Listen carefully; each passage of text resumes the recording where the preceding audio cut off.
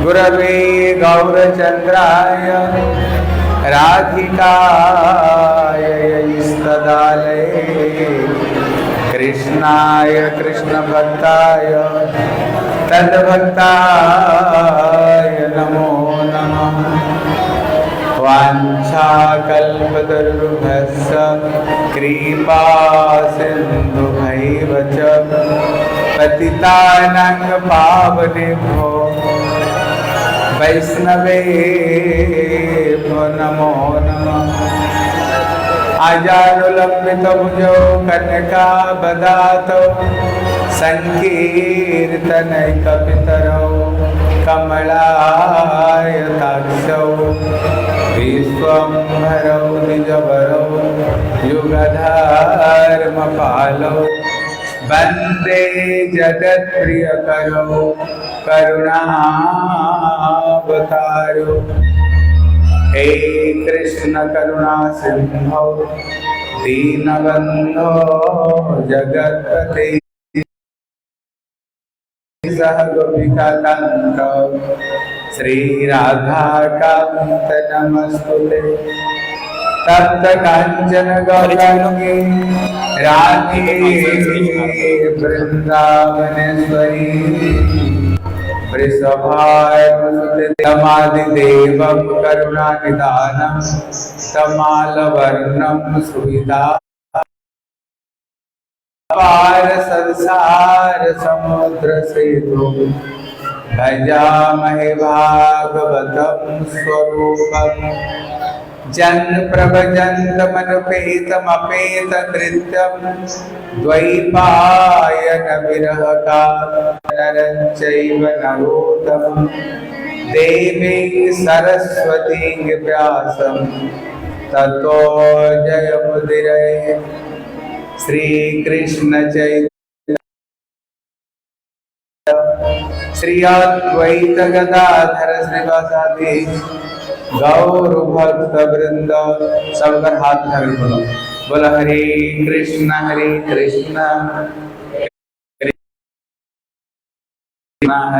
हरे हरे राम विष्णु पाद अष्टोत्तर शत श्री श्री श्रीमद् भक्ति श्री रूप सिद्धांत गोस्वामी महाराज के चरणों कमल में अनंत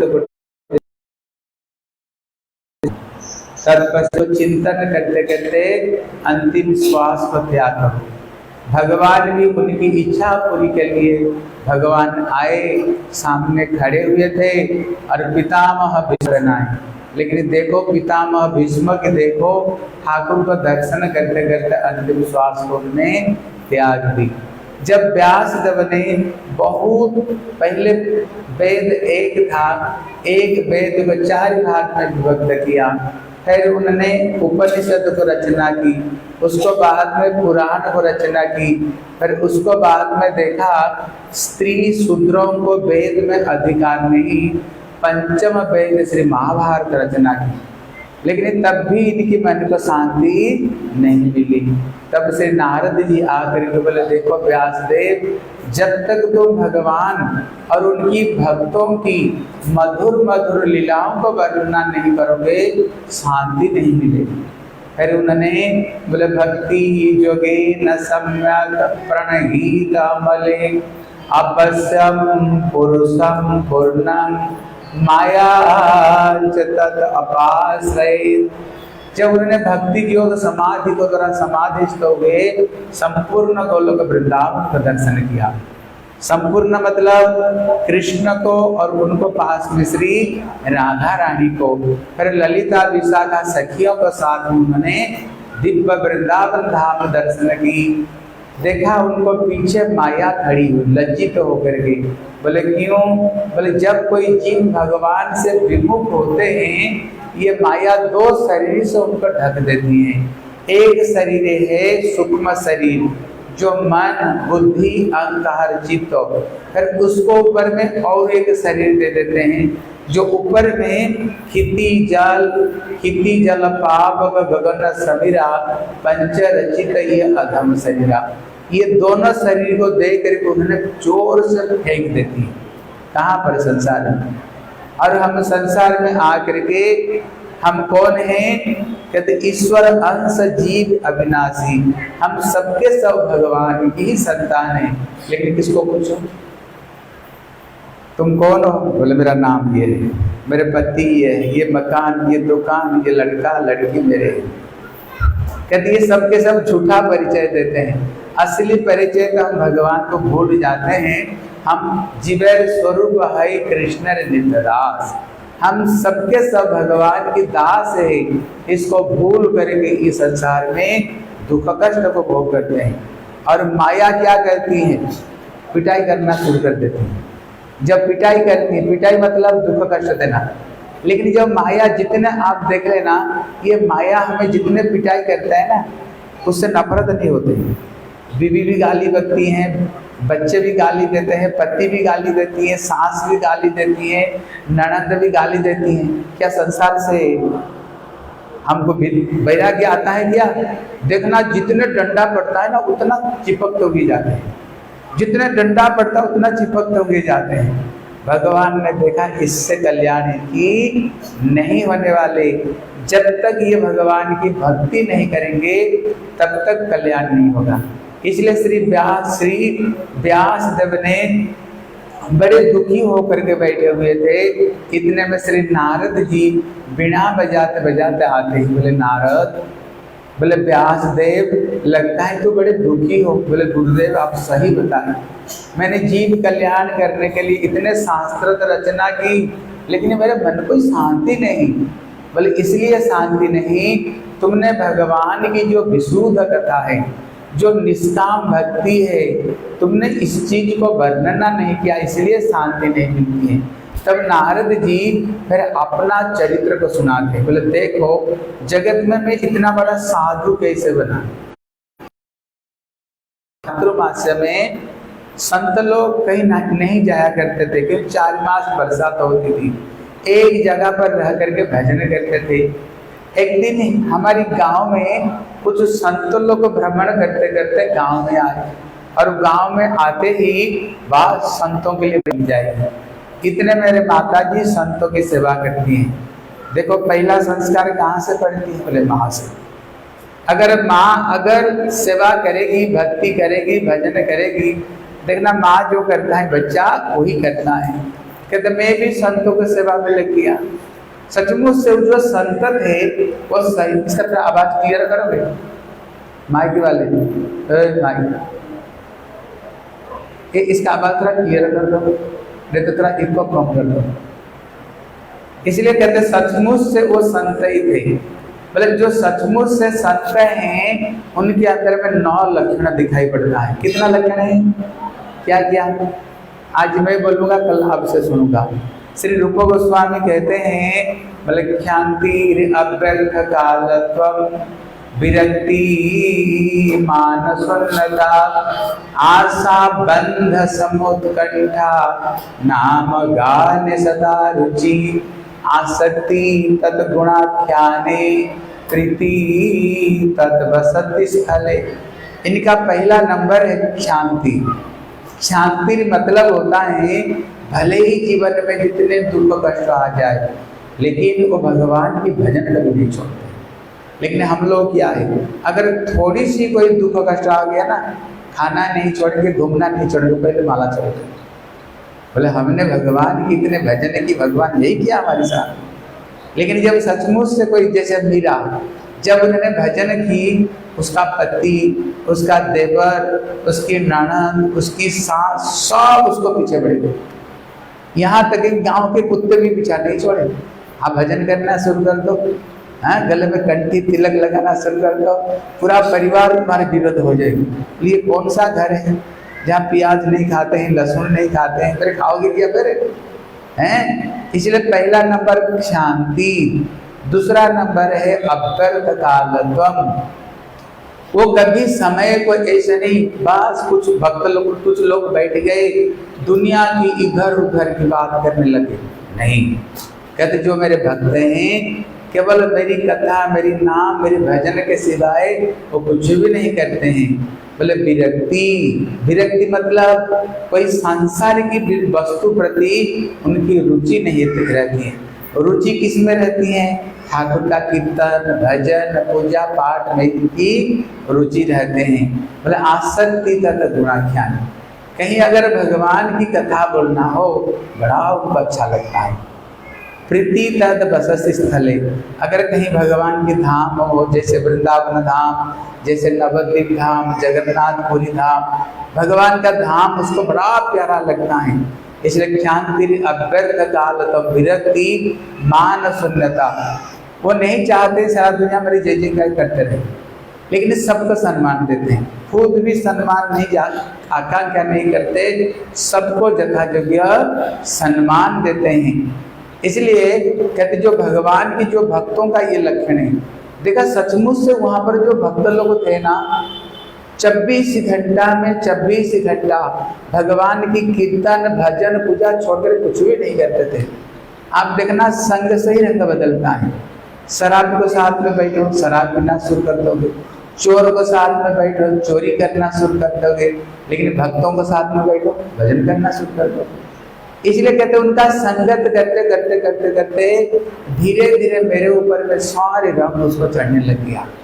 एक दिन मैंने सुना है संत लोग कह रहे थे, अगर कोई व्यक्ति भगवान की भक्ति पाना चाहते हैं, बोले सबसे सरल उपाय क्या, बोले 3, बोले एक है भक्तों का प्रसाद, दूसरा है उनकी चरणामृत, तीसरा है उनकी चरण की धूप। ये 3 चीज जितने जल्दी भक्ति दे सकता है जगत में और कोई भी इतना जल्दी भक्ति नहीं दे सकता।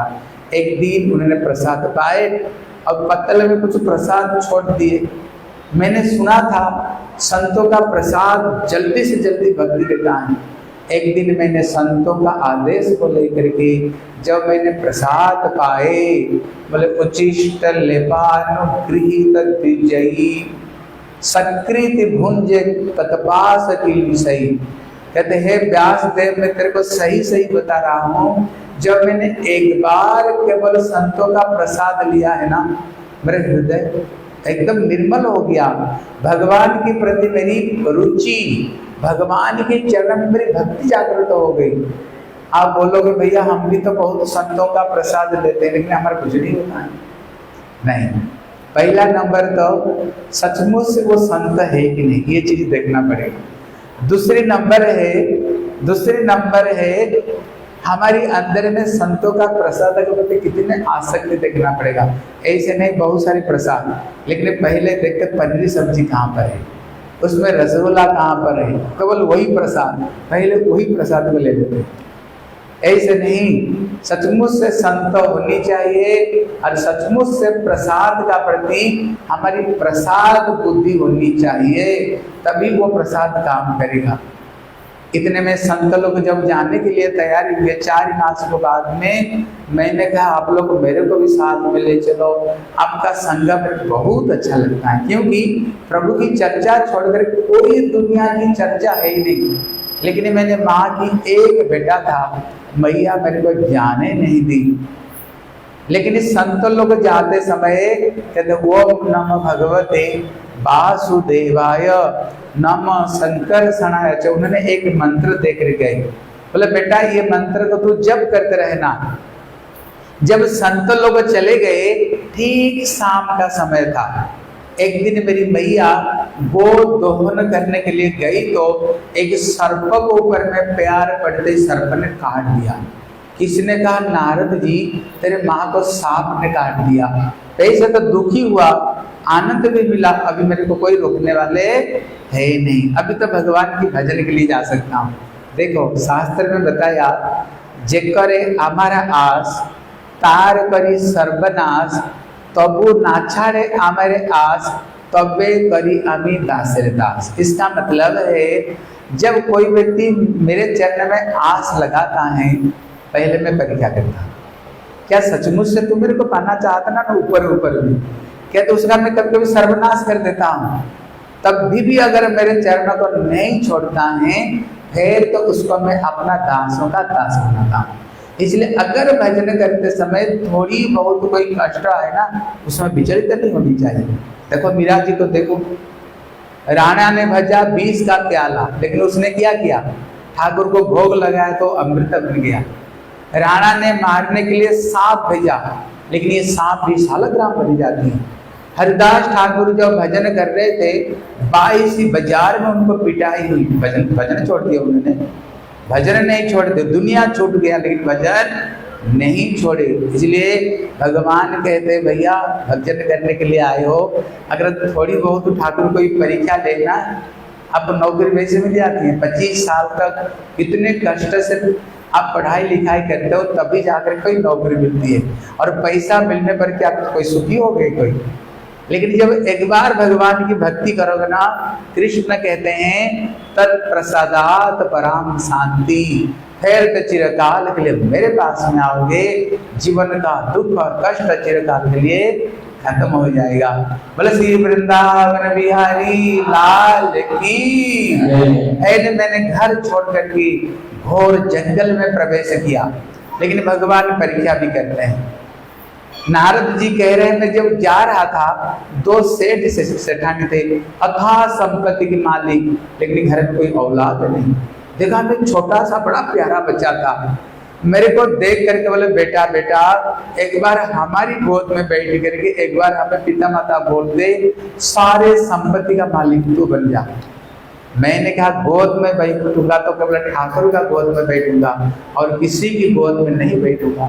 बोले थोड़ी दूर आगे गया, देखा एक राज्य में राजा नहीं था, हाथी सोने का कलश लेकर घूम रहा था, जिसके सर पर पानी डालेगा वही बनकर राजा, मेरे सर पर डाल दिया।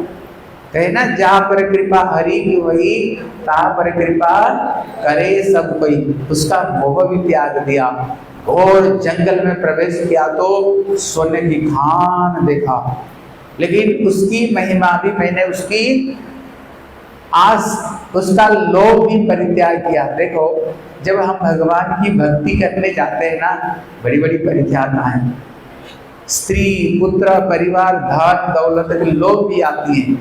अगर यहीं पर लपट गए ना, फंस गए तो बस भजन बदल गया तुम्हारे, और वो आगे तुम्हारी भक्ति नहीं होगी।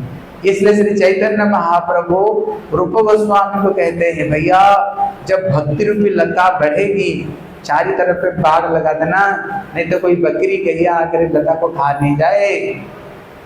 इसलिए बड़ी सावधान से ये भक्ति लता को बढ़ाना पड़ेगा। अगर बीच में फंस गया तो गया तुम्हारे भजन वहीं खत्म हो गया।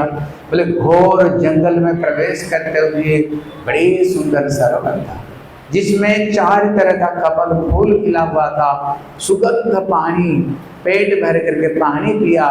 एक वृक्षों को नीचे बैठ करके संत लोग जो मेरे को मंत्र दिया था, वो मंत्र को मैंने जप किया। मंत्र को जप करते करते करते करते जब मेरे हृदय निर्मल हो गया, भगवान का एक झलक दर्शन दिया, ठाकुर जी की एक झलक दर्शन दिया।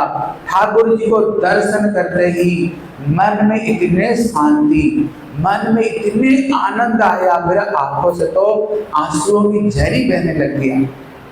लेकिन इतने में ठाकुर जी अंतर ध्यान हो गए। अंतर ध्यान होने पर मैंने रोने लग गया, ठाकुर जी अगर दर्शन नहीं देते तो नहीं देते, दर्शन दे करके फिर आप चले क्यों गए हो। इतने में आकाशवाणी हुई, बोले अभिपक को बसयाना दुर्दश अहम कुजोगिना। बोले नारद अभी तुम्हारी अंदर कुछ कमी है, इसलिए मेरे को एक बार दर्शन दिया, तेरे को उत्कंठा को मैंने बढ़ाने के लिए। इसी जीवन में और दर्शन नहीं मिलेगी, अगली जीवन में दर्शन मिलेगी। फिर मैंने भजन करते करते जब शरीर को त्याग दिया, फिर ब्रह्मा का मानस पुत्र होकर फिर जन्म लिया। फिर गिरिराज की चरणों को आश्रय करते हुए जब मैंने भजन की, मेरे को भगवान की दिव्य रासलीला के दर्शन हुई, और रासलीला में श्री जुगल सरकार मेरे को दर्शन दी, और राधा रानी ने अपना प्रसाद जो बीणा है मेरे को प्रदान की। और जब जब मैंने बीणा में ठाकुर का नाम लेता हूँ, ठाकुर जी भाग भाग करके आते हैं और मेरे को दर्शन देते हैं ठाकुर जी। और मैं जहाँ चाहता हूँ, अगर मैं बैकुंठ जाना चाहता हूँ बैकुंठ पहुँच जाता हूँ, अगर मैं अयोध्या जाना चाहता हूँ अयोध्या पहुँच जाता हूँ, अगर वृंदावन जाना चाहता हूँ। ये मन जितने जल्दी तेज करता है, जितना तेज तक ये मन भागता है, मेरे शरीर भी ऐसे ही सर्वत्र विचरण करते हुए बोलो हरे कृष्ण कृष्ण कृष्ण हरे हरे, हरे राम राम राम। और एक बार जोर करके बोलो, बोलो हरे कृष्ण कृष्ण कृष्ण हरे हरे, हरे राम राम राम हरे हरे।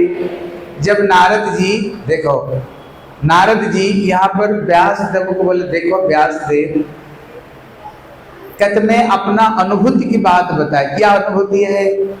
कहते अगर कोई जल्दी से जल्दी भगवत प्रेम को व भगवान को पाना चाहते हैं, कहते सबसे सरल उपाय क्या है?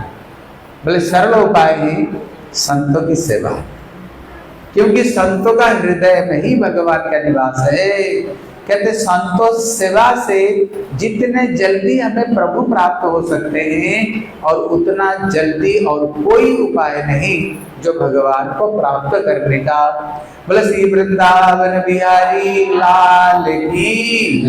जब नारद जी चले गए, तब श्री व्यास देव जी ने बड़े सुंदर ये श्रीमद् भागवत ग्रंथ रचना की। ग्रंथ तो बहुत बढ़िया बनाए, फिर सोच रहे हैं ये ग्रंथ हम पढ़ाए किसी को। व्यास देव के 4 चेले थे, उनने 4 चेलों को बोले देखो मेरे एक तोता था, ये कहीं उड़ते हुए चला गया, ला सकते हो? बोले गुरुदेव जंगल में बहुत सारे तोते, हमें क्या पता तुम्हारे तोता कौन है। बोले मेरे तोते को पकड़ने का जरूरत नहीं, मैं चारों को 4 श्लोक बता देता हूँ। ये श्लोक सुन करके जो अपनी आप पकड़ में आए, समझना मेरी कोई होता है। तो जंगल में भ्रमण करते करते पहला चेले को कृष्ण कितने सुंदर है, वो सुंदरता को उन्होंने ये श्लोक सिखाए। बोले बराहा पीडम नटवर बपो कर्णयो कर्णिकारम विप्रत बास कनक गमिषयम वैजयन्ति च मालां रंध्रान वेणुरधर सुधया पुरयन गोपवृन्दै वृन्दारण्यं स्वपदरमणं प्राविशस्तद्गीतकीर्ति। मतलब है कृष्ण देखने में कितने सुंदर हैं, इसलिए गोपियां कभी कभी कृष्ण को ताना मारते हैं। क्या बोलते हैं? बोलते नंद लाला तू यदि हो तो लाली गला कट जाती करोड़ों में। अच्छा हुआ परमात्मा तेरे को लाली नहीं बना करके लाला बना दिया। तू इतने सुंदर हो, अगर तू सचमुच से लाली हो जाती ना, दुनिया में जितने क्षत्रिय आपस में लड़ करके मर जाते तेरे को पाने के लिए। अच्छा हो गया तू लाला बन गया। मतलब कृष्ण देखने में इतने सुंदर है, इसलिए कंदर्प कमनीय विशेष शोभम करोड़ों काम देव भी भगवान के सामने फीकी पड़ जाती। इतने सुंदर श्री हमारे बांके बिहारी की, इसलिए कहते हैं ना, बोले बांके बिहारी की देख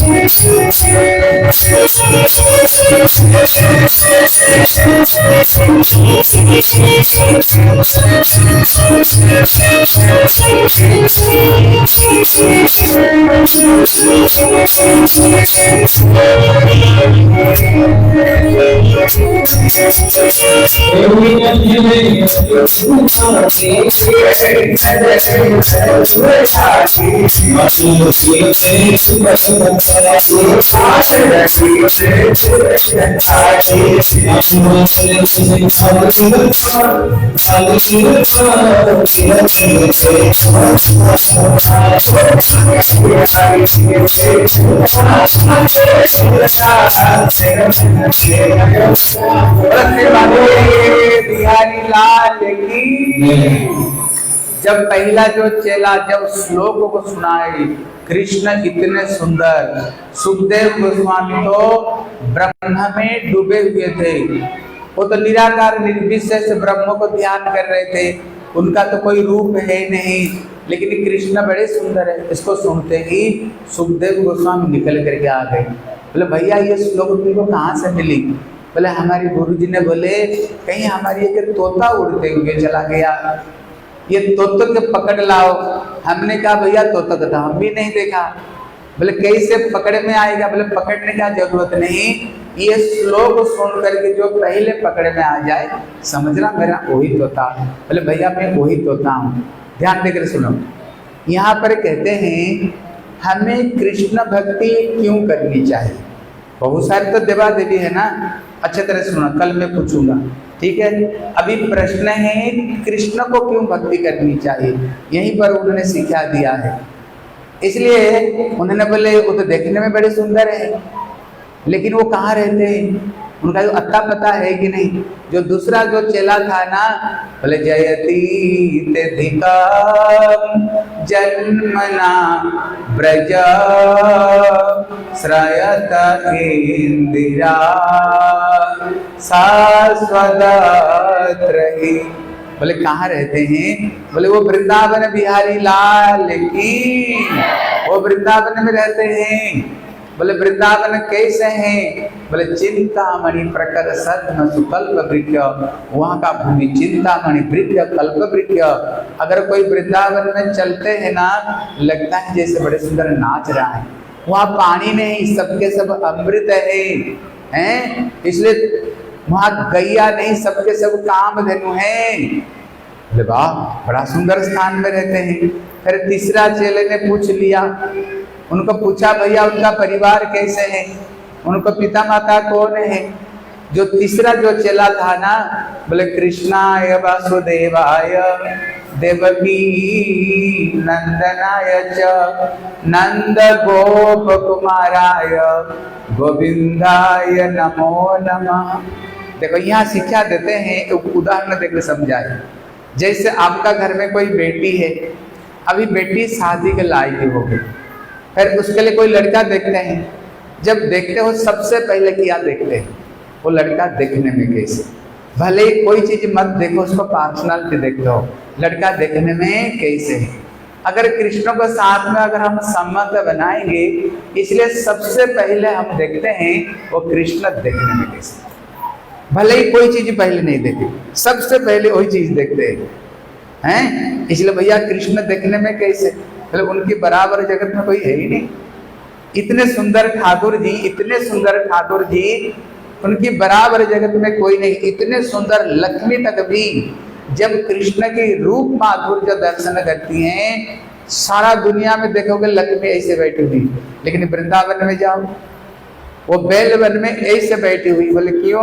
बोले कृष्ण को पति रूप में पाने के लिए। नारायण तो हम सुंदर नहीं, बड़े सुंदर है, लेकिन जब कृष्ण की माधुर्य दर्शन करते हैं ना, लक्ष्मी भी बाबरी बन जाती है, इतने सुंदर। कृष्ण जब अपना परछाई को दर्शन करते हैं, पिलर के ऊपर में, मणि स्तंभ के ऊपर में, कृष्ण कहते हैं अपर कलित पूर्वम कस चमत्कार, ये कौन है इतने सुंदर, कब मैं राधा राम रानी बन करके ये रूप में आलिंगन कब करूं? क्यों कौन चिंता करते? कृष्ण, इतने सुंदर कृष्ण हैं। इसलिए हमारे रूप गोस्वामी कहते भैया वृंदावन मत जाओ, अगर भूल करके वृंदावन चले गए ना फिर तो बांके बिहारी को, गोविंद देव को मंदिर में मत जाओ। अगर चले गए तो उनको दर्शन मत करो, उनको जो टेढ़ी नजर नहीं वो तीर है, वो मुस्कान नहीं वो जादू है। एक बार उसको देखोगे ना फिर तो राधे राधे बोल और वृंदावन में डोल, फिर दुनिया को सबको भूल जाओगे। अगर पत्नी देखेगा तो पति को भूल जाएगा, बेटा देखेगा तो पिता माता को भूल जाएगा, पिता माता देखेगा ना वो बेटे को भूल जाएगा। इतने सुंदर हमारे श्री कृष्णचंद्र। बोले श्री बांके बिहारी लाल की, बोले गोविंद की। पहला नंबर क्या देखते हो? बेटा देखने में किसे। दूसरा नंबर क्या देखते हो? क्या काम करते हैं। ऐसे नहीं बेटी शादी करके भूखी मर गई हैं। दूसरा नंबर देखते हो क्या काम करता कि नहीं, कहाँ रहता है, उसका परिवेश क्या है। कहते भाई पानी नहीं हो अमृत तो वहां पर है हैं। इसलिए भैया चिंता मत करो, तुम्हारी जो बेटी है ना एकदम राजा व्यक्ति नहीं, कृष्णा खूब माला माल है उनको पास में। तीसरा नंबर क्या देखते हो? उसका परिवार कैसे। कहते उसको पिता माता ऐसे नहीं, सास ससुर इतने लड़ाकू, इतने लड़ाई किए, सास ससुर देवर लड़की घर भाकर छोड़ जाए, ऐसे तो नहीं। बोले नहीं, मतलब बलदेव प्रभु बड़े दयालु है, परिवार तुम्हारी बहुत बढ़िया। तीन चीज बढ़िया हो गया। देखो चौथा चीज जो सबसे ज्यादा महत्व है, देखने में सुंदर, पैसा की कमी नहीं, जो चौथा चीज सबसे महत्वपूर्ण उसका नेचर कैसे है। अगर दिन भर शराब पी करके पड़ा रहता है, बात बात पर थप्पड़ मारता है, बड़े घुसालू है, जितने पैसे अगर पता चली जाए दिन भर शराब पी तो ना गई थी कृष्ण के पास में, कल सुनेंगे हैं। उसका नाम थी पुतना। पुतना मतलब क्या? पूत मतलब पवित्र, नाम मतलब नहीं, वो अपवित्र। तीसरे नंबर में राक्षसी, चौथे नंबर में इतने सुंदर लाला को थोड़ी पलने में झुलाते हैं, उसको तो गोद में केवल उसने नाटक रचना की। ठाकुर ने क्या दिया? गोलोक वृंदावन दे दिया उसको। कहा गोलोक वृंदावन ने माँ जसोदा की जो अनुगत्य में जो सेवा करते हैं वो सेवा के स्थान उन्होंने गोलोक वृंदावन दिए। मतलब कृष्ण इतने दयालु। लेकिन आगे इंद्र की कथा सुनेंगे, कैसे इंद्र कैसे बिगड़ गया। जिंदगी भर ब्रजवासी जिसको सेवा की, उन्होंने केवल एक दिन उन्होंने कृष्ण पूजा कर दिया, तो गिरिराज की पूजा किया तो इंद्र पूरा ब्रज को सत्यानाश करने के लिए कोशिश, बारिश बरसाए। भगवान कृष्ण ऐसे नहीं भैया, कृष्ण ऐसे नहीं। जब उन्होंने इतना सुनी ना, उन्होंने हाथ उठा करके बोले कम्बा दयालु शरणम ब्रजेम, ऐसे भगवान को छोड़ करके आप किसको भजन करोगे? भजन करना जोर से बोलो, बोले श्री कृष्ण कन्हैया लाल की। इसलिए श्री सुखदेव गोस्वामी आए और श्री व्यास देव ने उनको बड़े सुंदर ये भागवत ग्रंथ उन्होंने पढ़ा है। अभी भगवान की इच्छा है ये सृष्टि का क्रम को कैसे बढ़ाए। सर्वप्रथम ब्रह्मा जी के नाभि कमल से, ये पितामह ब्रह्मा जी, श्री नारायण की नाभि कमल से श्री ब्रह्मा जी सृष्टि हुई है। और उन्होंने देखा उनका एक सर था। जब चारों तरफ से देखने की इच्छा हुई, फिर उनका चार सर हो गया। उन्होंने देखा मेरी सृष्टि कहाँ से हुई। कमल नाड़ में बड़े दिन तक उन्होंने अनुसंधान की, लेकिन कोई था नहीं मिला। लेकिन जब ऊपर उठे तब व्यंजन वर्ण का 16वां और 21वां अक्षर सुने। बोले त और रूपा, बोले तपस्या करो। जब ब्रह्मा जी तपस्या की, भगवान ने बोले ज्ञानम में परम गुह्यम जद विज्ञान समन्वितम सहरहस्यं च तदगच्छ गृहाणं गदितं मया। भगवान ने उनको दिव्य ज्ञान प्रदान की। हम जो गोपाल मंत्र को जप करते हैं, भगवान ने बंसी ध्वनि को द्वारा उन्होंने उनको गोपाल मंत्र प्रदान की। फिर ब्रह्मा जी, ये सृष्टि को ब्रह्मा जी सृष्टि को रचना की। रचना करते हुए इसका क्रम को बढ़ाना चाहते थे। पहले उन्होंने अपना मन से चतुसन को सृष्टि की। बोले बच्चों, भगवान का निर्देश है क्रम का बढ़ाओ। बोले पिताजी, संसार बड़ा दुख है, संसार में सुख शांति नहीं। हम तो चाहते हैं जीवन भर भगवान की भजन करते करते ये जीवन हमारे बीत जाए। पिताजी, हमको ये घर गृहस्थ में मत फंसाए करो, संसार में बड़ा दुख। बताओ, दुख है ना सुख है? दुख है ना सुख है? दुख है ना। अब देखना, एक समय पे एक लड़की जब शादी होती है ना, बहुत रोती है। रो रो करके जब जा रहे थे अपना ससुर घर, परिवार सब जा रहे थे। बोले बेटी रो मत, तो भी बीच बीच में आ जाना, हम भी जाएंगे, आएंगे जाएंगे, चिंता क्यों करती हो, रोना नहीं। लेकिन वो लड़की का रोना बंद नहीं हो। पति ने कहा रोती रोती जा, चुप हो जा। हाँ? रोती रोती जा रहे, चुप नहीं हो रही। जानते हो लड़की क्या कहती है? बोले जीवन में पहला बार मैंने रो लिया, आज से मेरा रोना बंद, कल से सारा जीवन तू रो, मैं रोऊंगी। इसलिए आप देखना, शंकर जी के कहीं भी आप स्वरूप देखो, कहना जोगी जोगी महाजोगी। जब शंकर जी के ध्यान लगता है, कल्प तक ध्यान लग जाते हैं, उनको ध्यान नहीं टूटती है, क्योंकि हर समय प्रभु की भजन में शंकर जी मस्त रहते हैं। लेकिन इस शंकर की भी कोई इच्छा नहीं ये संसार करने का। इन्होंने देखा अगर पिता से रूपा को उन्होंने सृष्टि की, जब मनु शतरूपा को सृष्टि की, फिर इस सृष्टि का जो क्रम है वो धीरे धीरे सृष्टि का क्रम धीरे धीरे बढ़ने लग गया। इसलिए हम लोग महाराज से हुए हैं, इसलिए हमको क्या कहते हैं?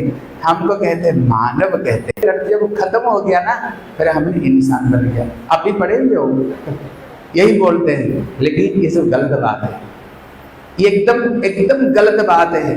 अभी कितने बंदर घूम रहे हैं, देखो कृष्ण क्या कहते हैं? पिता अहमस्य जगत धाता माता पितामह। कृष्ण कहते हैं अर्जुन, ये विश्व ब्रह्मांड का पिता माता मैं हूँ। गीता में कृष्ण और क्या कहते हैं? मम वांस जीव लोक जीव भूत सनातन। हे अर्जुन, जगत में जितने जीव है मेरे अंश है। अब रामायण पढ़ो, वहां पर भी गोस्वामी कहते हैं ईश्वर अंश जीव अविनाशी। बताया गया ये बंदर से इंसान हो गए। आप एक बंदर को ले आओ, तुम्हारे साथ में मिलेगा। लेकिन ये हमारी कन्या देखो, भगवान कृष्ण को देखो, राम को देखो, देख लो इधर देखो, कृष्ण कितने हाथ है? 2 हाथ ना 4 हाथ है? तुम्हारी कितना? देखो इसका प्रमाण देखो। तुम्हारी गोत्र क्या है? तुम्हारी गोत्र क्या है? देखना किसका कश्यप गोत्र, किसका बताइए गोत्र कहाँ से आ गई तुम्हारी? कहते हैं हम जो ब्रह्मा जी ने जो 10 पुत्र जन्म दिए, जिस ऋषि से हम आए हैं, हमारी वही गोत्र है। इसलिए हम करना पूजा करते समय तुम्हारी गोत्र क्या, नाम क्या पूछते हैं ना ब्राह्मण जी, ये गोत्र कहाँ से आया? हम तपस्या में संतुष्ट होकर के भगवान दर्शन दिए। उनको आंखों से जो आंसू निकली, उसी से ही विद्युत सरोवर बना। भगवान बोले बेटा वर मांगो, क्या चाहते हो? बोले प्रभु आपकी चरण में हमें भक्ति दो। बोले तथास्तु। बोले और कुछ चाहते हो? शादी होने का बाद फिर भजन में जो बैठते हैं, माता देवती अपना पति प्रथा धर्म को पालन करते हुए इन्होंने पति की बड़ी सेवा करते हैं। देखो पति सेवा करने का कितने महत्व, ये चीज को समझ लो। लेकिन पति भी पति होनी चाहिए, ऐसे नहीं तुमसे शादी। उन्होंने 10,000 साल तक उन्होंने सेवा की। जब उनकी नेत्र खोली, भूल गए पहले इन्होंने कभी शादी किए हैं, लेकिन सामने देखा कि बुढ़िया बैठे हुए। बोले तू कौन हो? बोले आपको याद है कभी अपने शादी किया था? बोले ओ तो कोई देहूती हो? बोले हाँ मैं यही देहूती हूँ। वर्णन आती हैं, आते करते करते करते एकदम भूल हो गए। पति बोले बताओ क्या चाहते हो? बोले भगवान से वरदान क्या मांगा था? अगर आप बेटे बन करके आओगे शादी को बुला था ना? बोले हाँ। बोले एक काम कर जाओ, ये बिंदु सरोवर पे स्नान करो। स्नान करते ही पहले जितने सुंदरी थी उससे भी ज्यादा सुंदरी होकर प्रकट हुई और उनको साल में 1000 दास दासियां प्रकट हुई। फिर उन्होंने एक विमान प्रकट किया जिसका नाम था कामक विमान। देखो अभी जो साइंस है ना, पहले जो साइंस था इससे ज्यादा एडवांस था। वो विमान का नाम रखा कामक। कामक का मतलब क्या होता है? तुम जैसे चाहोगे वैसे उड़ेगा, कोई पेट्रोल डीजल की जरूरत नहीं। आप पढ़ करके देखो, वहां पर वर्णना किया कितने क्रोश तक वो विमान थी। और जिसमें बैठो ना, आप कभी बूढ़ी कभी बूढ़ा नहीं बनोगे। जिसमें बैठो ठंडा भी नहीं गर्मी नहीं, और जिसमें बैठो तुमको भूख भी नहीं लगी। इसको ऊपर बैठ करके बड़े सुंदर सरोवर है, बड़े सुंदर राजहंस क्रीड़ा कर रहे हैं, आकाश में भ्रमण करते रहे। उनको 9 बेटी हुई। बोले देवती अभी तो खुश हो गए, 9 बेटी। बोले नहीं, ये बेटियां तो शादी होकर के अपना ससुर घर चली जाएगी। अभी मेरे पास तुम कन्हैया, मेरा नाम हो रहा है और तेरी कृपा से सारे काम हो रहा है। एक दिन ब्रह्मा जी उन्होंने अपना 9 बेटों को लेकर के आए। जब 9 बेटे को लाए, इनको पास में 9 बेटी और 9 बेटियां। बोले भैया दूध तो बड़ी प्यारी सुखागुरु बैठे हैं, लेकिन यहाँ पर बहुत, जब तक हम साधन नहीं करेंगे, जब तक हम साधन नहीं करेंगे, भगवान मिलने पर भी तुम्हारी कोई लाभ नहीं होने वाला। जैसे रावण ने राम को देखा था कि नहीं? अरे बताओ, रावण ने राम को देखा था, लेकिन क्या हुआ? उसको पत्नी को देख कर लेकिन बुद्धि बदली नहीं क्यों? कंस ने कृष्ण को देखा कि नहीं?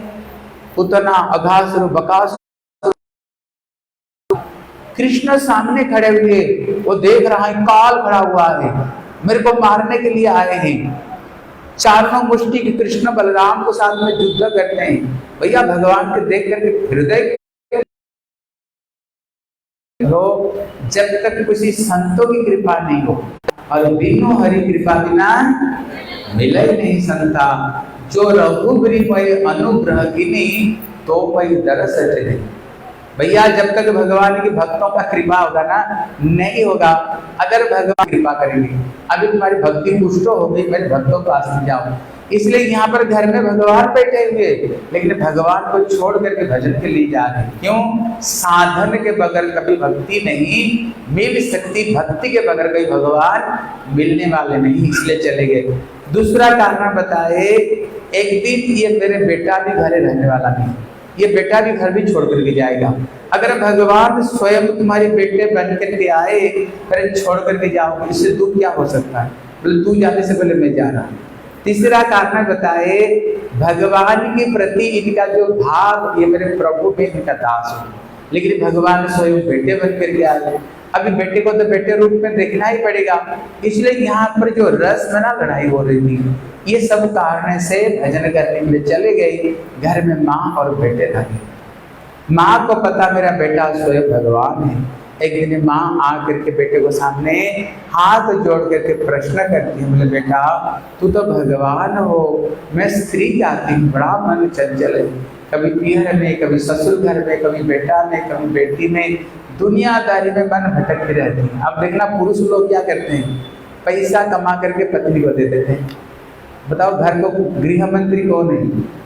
अब बताओ गृह मंत्री कौन है? आप लोग गृह मंत्री है ना। देखना संसार का जितने ज्यादा चिंता ना माताओं का, पुरुष लोग तो पैसा कमा कर घर में दे देते, लेकिन घर को चलाने वाले सब माता हैं। कहते मैं स्त्री जाती हूँ, मेरा मन तो कहाँ कहाँ कहाँ कहाँ भटकती रहती है। बोले बेटा बताओ मेरे कल्याण कैसे होगा? तब भगवान ने अपना माँ को उपलक्ष्य करते हुए भगवान हम लोगों को दिव्य ज्ञान प्रदान करते हैं। बोले माँ, बोले मन एव मनुष्यानां कारण बंधमोक्ष। बोले माँ, ये जो मन ही मुक्ति का कारण है, और यही मन ही बंधन का कारण, यही मन ही मुक्ति का कारण। जब ये मन को मनमोहन में लगाओगे, ये मन मुक्ति के कारण बनेगा। यही मन को जब विषय में लगाओगे, ये बंधन का कारण बनेगा। इसलिए माँ को मनमोहन में लगाओ। बोले बेटा बोलना जितने आसानी, करना इतना आसानी नहीं। इसलिए हम कहते हैं ना, ये मन बड़ा चंचल है, कैसे तेरा भजन करूं। कृष्ण अर्जुन द्वापर युग में कह रहे हैं, चंचल ही मन कृष्ण कंट्रोल करने का सबसे सरल उपाय है, बोले संतन के गिरे तेरी अच्छी बनेगे, संतन के गिरे